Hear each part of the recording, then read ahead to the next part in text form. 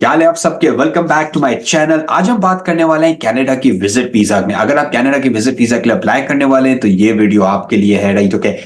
हर बंदा मेरे से ये क्वेश्चन करता है, अली भाई कनाडा के विजिट वीजा के लिए हम क्या करें, किस तरह हमारी विजिट वीजा लगे। Right, okay. तो मैं आज आपको 10 चीजें बताऊंगा। 10 चीजें आप अगर ये चीजों में सेटिस्फाई कर सकते हैं, आईआरसीसी जो कनाडा की इमिग्रेशन अथॉरिटी है, आपके विजिट वीजा के चांसेस बढ़ जाते हैं। आप ये 10 चीजों में कहीं पे भी एक जगह मिस्टेक करेंगे, आपके चांसेस कम हो जाएंगे। Right, simple as that. Right, इससे पहले मैं इस वीडियो के डिटेल में जाऊं, राइट, लाइक करें, सब्सक्राइब करें और शेयर करें। राइट, देखें, बड़ा इंपॉर्टेंट पॉइंट है। कोविड जब आया तब विजिट वीजा ऑलमोस्ट जीरो हो गई। फिर कनाडा ने बहुत स्टार्ट विजिट वीजा स्टार्ट देने की रैंप अप किया, बहुत ज्यादा इशू की। इनफैक्ट इस तरह हो रहा था कि भाई ऐसा लग रहा था कि अंधेर लगी हुई है। राइट, बैंक स्टेटमेंट भी 19-20 चल रहा है। कोई कभी आपने दुनिया नहीं घूमी है तो आपको लग रहा है कनाडा का विजिट वीजा। अब इन्होंने वापस से रैम डाउन करना शुरू कर दिया है और उसकी कुछ डिफरेंट वजह हैं। एक तो यह कि इकोनॉमी स्लो डाउन है। पहले उनको लोग चाहिए थे, इकोनॉमी वाज डूइंग गुड। अभी थोड़ा सा रिसेशन आने वाला है तो इकोनॉमी स्लो डाउन है, तो इस वजह से भी इन्होंने लोग किया। पर इसका एक और भी मेजर वजह है कि भाई पाकिस्तान, इंडिया, मिडल ईस्ट से बहुत सारे लोग यहाँ पे आके मिस यूज करते हैं, अब्यूज करते हैं, असाइलम क्लेम करते हैं, किसी इलीगल तरीके से यहाँ पे रह जाते हैं। तो ये भी एक मेजर वजह है कि कैनेडियन गवर्नमेंट ने एक इंटरनल डॉक्यूमेंट बेसिकली शेयर किया था और उसमें बोला था कि भाई पाकिस्तान, इंडिया से, मिडल ईस्ट से हाई चांसेस हैं कि डॉक्यूमेंट्स फेक होते हैं, लोग सच नहीं बोलते। राइट, तो ये भी एक वजह है। Right, okay. But still visit visas मिल रही हैं, ऐसा नहीं है कि नहीं मिल रही। बट आपने ये 10 चीजों के बारे में आईआरसीसी को सही तरीके से सेटिस्फाई करना है। अगर आप सेटिस्फाई नहीं कर पाएंगे, आप आगे नहीं जा सकते विजिट वीजा में बेसिकली। राइट, क्योंकि एक भी चीज में आपने सेटिस्फाई नहीं किया, आपके चांसेस जीरो हैं। आपने 10 चीजों में सेटिस्फाई कर लिया, आपके चांसेस सिग्निफिकेंटली हाई है, बिकॉज यही मोस्टली चीजें ये लोग देखते हैं। राइट, नंबर 1 पे। Right, okay. आप कनाडा आएंगे तो आप कनाडा छोड़ के नहीं जाएंगे। आप आप उसको किस तरह कन्वेंस करेंगे आईआरसीसी को कि भाई मैं छोड़ के जाऊंगा। जनरली आप क्या करते हैं कि भाई आप जो है ना मेक श्योर करते हैं कि आप आइटिनरी बनाते हैं प्रॉपरली। राइट, कि भाई मैं 10 तारीख को आऊंगा, 25 तारीख को मैं चला जाऊंगा। मेरी ये रिटर्न टिकट है। राइट, मेरी होटल की बुकिंग सिर्फ 2 हफ्ते की है, इसके बाद मैं निकल जाऊंगा। राइट, तो आप क्या करते हैं कि एविडेंस क्रिएट करते हैं, ऐसा एविडेंस बताते हैं पेपर वर्क के थ्रू, ताकि उन्हें कन्विंस कर सकें कि भाई मैं यहाँ पे आके परमानेंटली नहीं रहने वाला। मैं 2 हफ्ते की ट्रिप लेने आया हूं, 1 महीने की ट्रिप लेने आया हूं, 2 महीने की ट्रिप लेने आया हूं। ये that's an important thing, because अगर आप उन्हें कन्विंस नहीं कर सकते ना, तो ये मेजर मसला है। और अगर आप कन्विंस नहीं कर सकते, आप वापस किस तरह जाएंगे, और वो कन्विंस आप करोगे किस तरह? टिकट के थ्रू, आइटिनरी के थ्रू। अच्छा, एक और भी चीज होती है, जैसे लोग बोलते हैं कि भाई मुझे 2 हफ्ते की जॉब से छुट्टी मिली है, ये ना मेरा जॉब का लेटर, क्योंकि मैं वापस से जॉब ज्वाइन करूंगा 25-26 तारीख से। राइट, तो जितना आप एविडेंस कलेक्ट कर सकते हैं कि भाई मैं वापस चले जाऊंगा, मैं यहाँ पे नहीं रहूंगा, that's a good thing. Because IRCC के दिमाग में, ऑफिसर के दिमाग में ये बैक ऑफ देयर हेड है कि आप यहाँ पे आके रुक जाएंगे। राइट, के दूसरा चीज, राइट, के lack of sufficient ties in your home country. अब इसका क्या मतलब है? Right, okay. कभी कभार लोगों के, लेकिन वो फैमिली, लेट्स से कि आप है ना, आपकी फैमिली है 5 लोगों की, आप अकेले अप्लाई कर रहे हैं तो आपके ज्यादा चांसेस है, क्योंकि उन्हें पता है कि भाई आपके बच्चे, आपके माँ बाप, आपके वाइफ, आपके स्पाउस बैक होम है, तो आप वापस जाओगे। आपने उन्हें कन्विंस करना है कि भाई मैं वापस चले जाऊंगा, और लोग है ना सफिशिएंट टाइज नहीं दिखा सकते।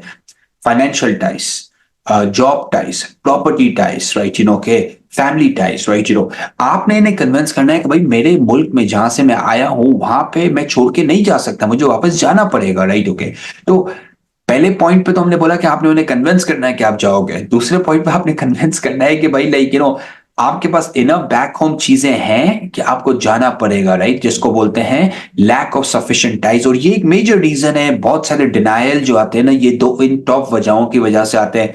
ये बंदा वापस नहीं जाएगा और इसके सफिशिएंट टाइज नहीं है अपने कंट्री के साथ। राइट, तीसरी चीज, right, insufficient money, insufficient funds. Right, okay. यार देखें, एक रॉकेट साइंस नहीं है ना, ये थोड़ा सा अपना दिमाग लगाएं आप। आपके अगर बैंक अकाउंट में $15,000 है, आप फैमिली ऑफ 2 लोग हैं, तो 4,000 की टिकट हो गई।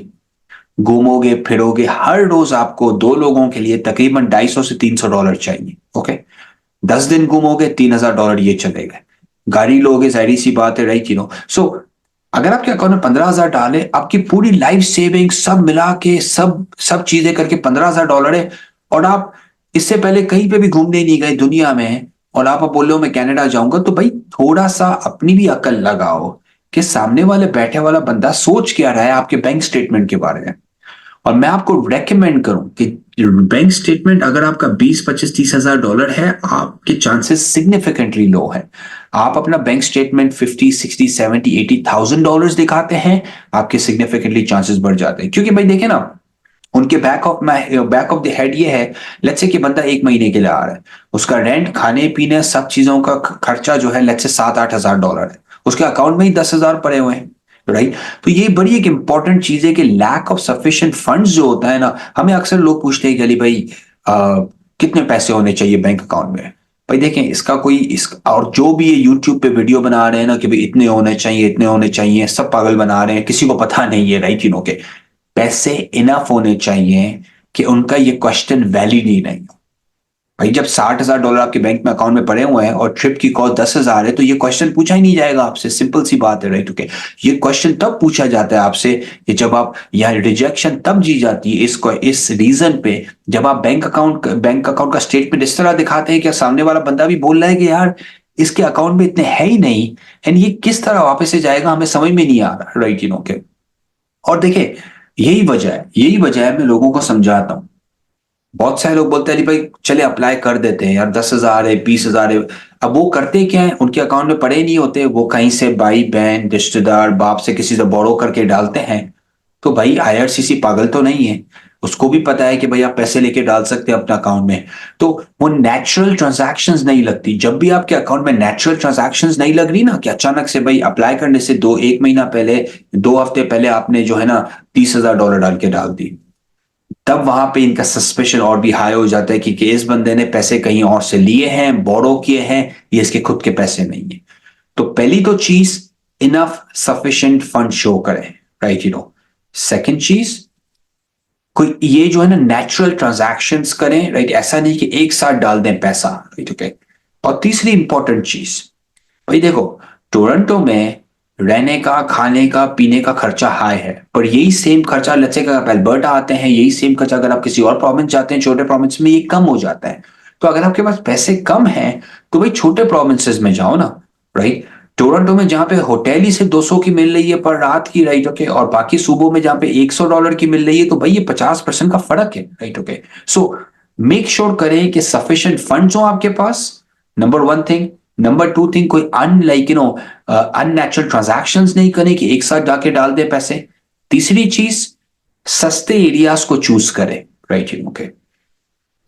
चौथा रीजन लोगों के मेजर डिनायल्स आते हैं आपकी ट्रैवल हिस्ट्री के वजह से। भाई पाकिस्तान से उठे आप, इंडिया से उठे आप, डायरेक्टली आप कनाडा आने का क्यों सोच रहे हो? आप दुबई नहीं गए, आप टर्की नहीं गए, आप थाईलैंड नहीं गए, आप यूरोप के किसी कंट्री नहीं गए, आप केनिया नहीं गए, आप साउथ अफ्रीका नहीं गए। आपका बस दिल उठा और आप जाके जा रहे हैं लाइक दुनिया के बिल्कुल दूसरे कोने में कनाडा।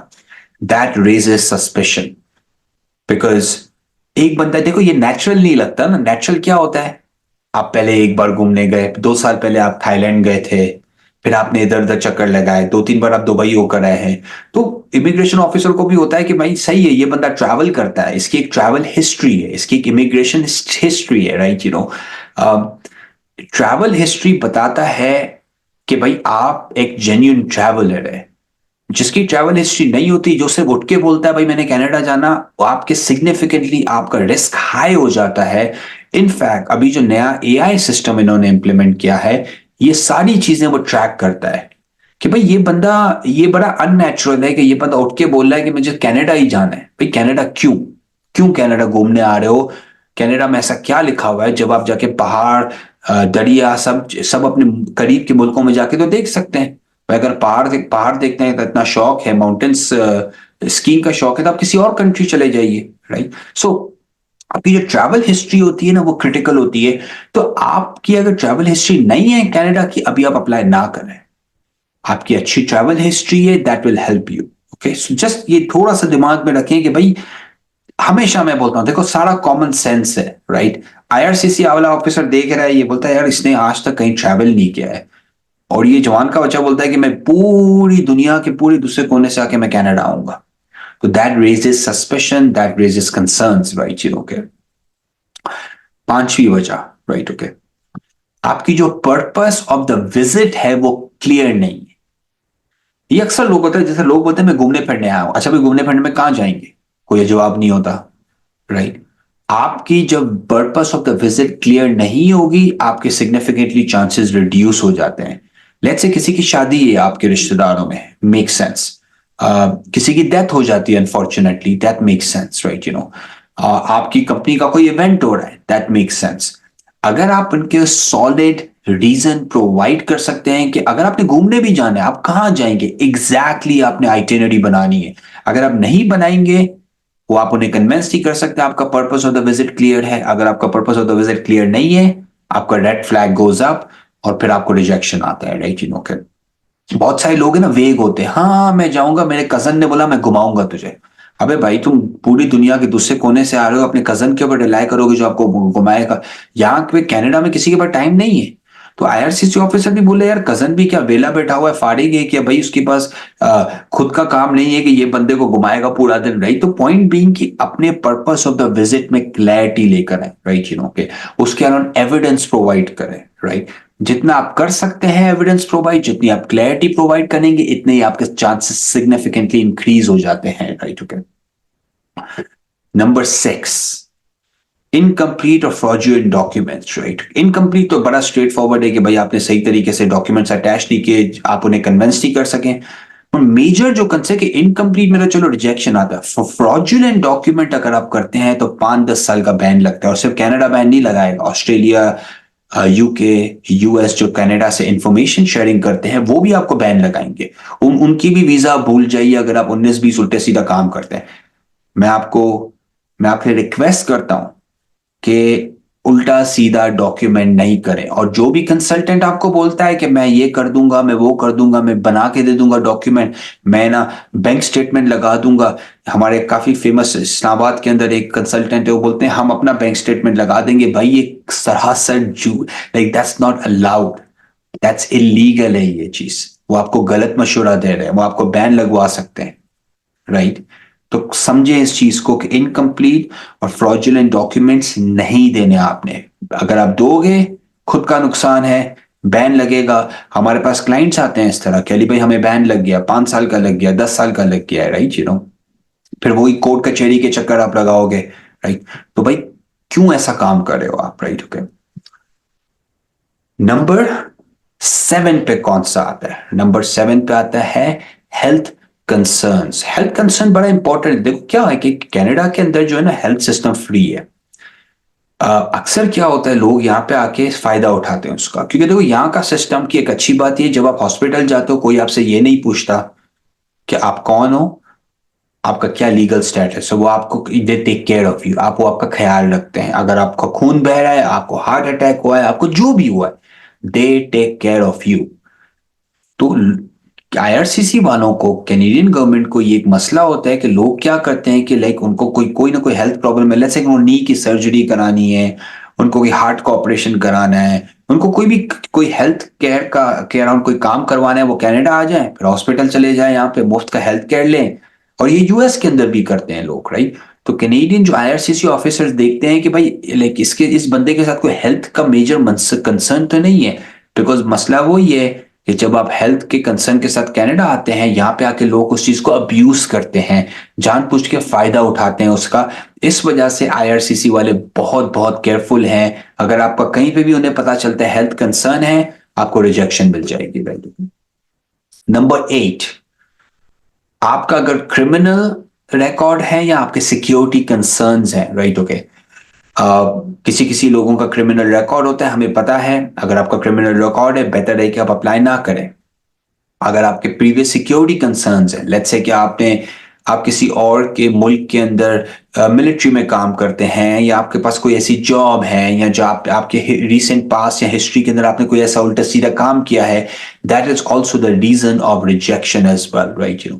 क्रिमिनल रिकॉर्ड आपका क्लीन होना चाहिए।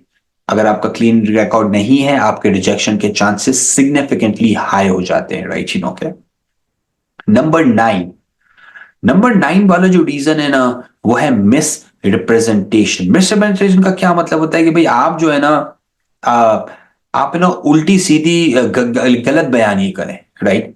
एग्जाम्पल, आपने फेक लेटर बनवा दिया, मिस रिप्रेजेंटेशन कर दी आपने जो है ना। अच्छा, लेट्स से कि आपने किसी को पैसे देकर कनाडा से इनविटेशन लेटर निकलवाया, मिस रिप्रेजेंटेशन है। आपने किसी को पैसे दे के बोला कि मैं उसके घर पे जा रहा हूं, उसको, ताकि उसका फोन नंबर और ईमेल आपके पास आ जाए, नेम आ जाए, ताकि आप किसी का एड्रेस दे सकें।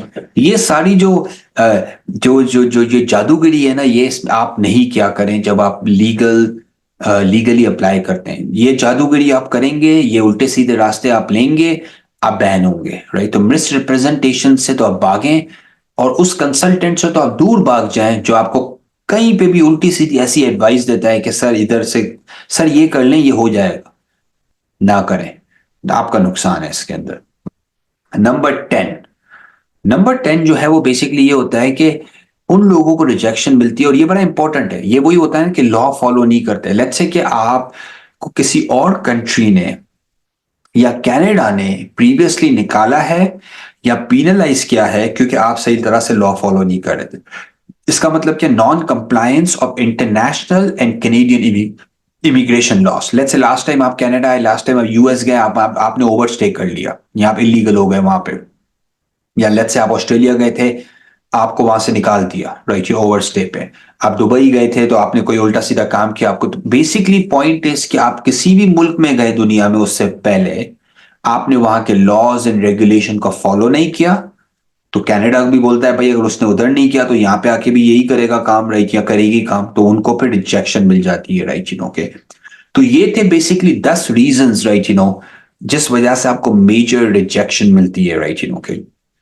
अगर आपको बेसिकली कनाडा के around business immigration and investments के अराउंड कोई भी हेल्प चाहिए, आप हमें कांटेक्ट कर सकते हैं लॉटीक, LAWTIQ lawtik.com के ऊपर, राइट। हमारी टीम में बेसिकली रजिस्टर्ड IRCC के RCIC कंसल्टेंट्स हैं, राइट, जो आपकी फाइल के ऊपर काम करते हैं। हमारा जो स्पेशलाइजेशन एरिया है वो है business immigration, business visit visas, entrepreneur visas, startup programs. जो इन्वेस्टमेंट रिलेटेड प्रोग्राम्स है वहां पे हम स्पेशलाइज करते हैं, राइट, के। और कोई भी आपको क्वेश्चन हो तो आप जाके कमेंट्स में जाके हमसे क्वेश्चन पूछ सकते हैं, वरना लाइक करें, सब्सक्राइब करें और शेयर करें। अपना ख्याल रखें, और गुड लक अगर आप अप्लाई कर रहे हैं कनाडा की विजिट वीजा के लिए। इन पॉइंट्स का ख्याल करें ताकि आप सक्सेसफुल हों। Take care, bye bye.